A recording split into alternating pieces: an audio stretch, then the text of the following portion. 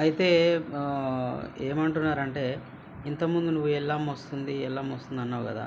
మరి ఎల్లమ్మ పోయి ఆంజనేయ స్వామి వచ్చిండా అని అంటుర్రు.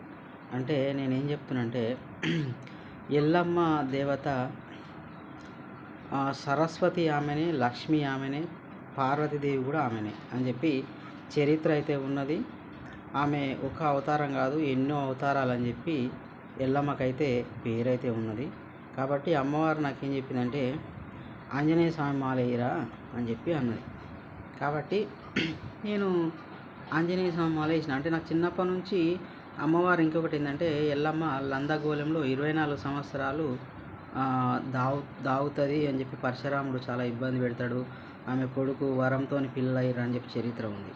కాబట్టి 24 సంవత్సరాల వరకు నాకు తెలియలేదు, నాకేం జరుగుతుందో నాకు అర్థం కాలేదు.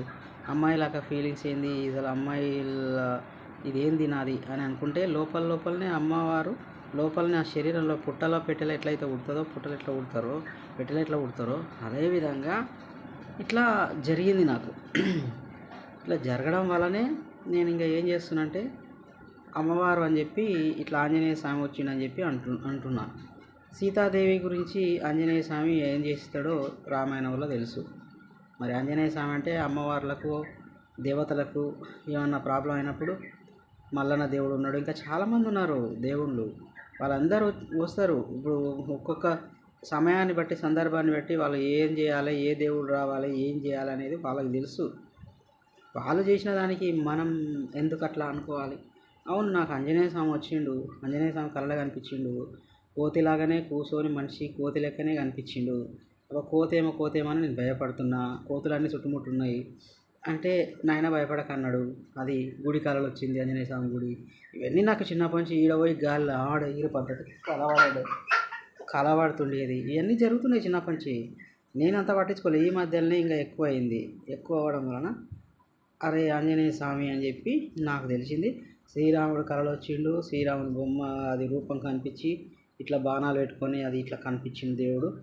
ఆయన ఇట్లా ఇప్పుడు అంతా రాముడు దేవుడు కాదు అని చెప్పి ఇట్లా రకరకాలుగా మాట్లాడుతున్నారు. కాబట్టి అట్లా దాని గురించికి చెప్పడానికి అమ్మవారు వచ్చింది ఫస్ట్. తర్వాత అమ్మవారిని కష్టాలు పాలు చేస్తున్నప్పుడు ఆంజనేయ స్వామి వచ్చిండు. చిన్నప్పటి నుంచి ఉన్నాడు, కాకపోతే నాకు తెలియదు అది కదా. అందుకని ఇది అర్థం చేసుకొని ప్రజలంతా చరిత్ర చూడాలి, చరిత్రలను తిరిగేయాలి. ఏ దేవుడు ఉన్నాడు, ఏ దేవుడు ఏంది. ఇంకా శివుడేమో అర్ధనారీశ్వరుడు, అంటే శరీరంలోనే సగభాగం స్త్రీ, అంటే సగభాగం అమ్మవారికి ఇచ్చేసాడు, సగభాగం దేవుడు అని చెప్పి ఇట్లా అర్ధనారీశ్వరుడు దేవుడు ఉన్నాడు. ఇట్లా లేరా? కాబట్టి అర్ధనారీశ్వరి దేవుడు కూడా ఉన్నాడు. కాబట్టి ఇవన్నీ అర్థం చేసుకోవాలి. అర్థం చేసుకొని మంచిగా ఉంటే మంచిది. జై శ్రీరామ్, జై హనుమాన్.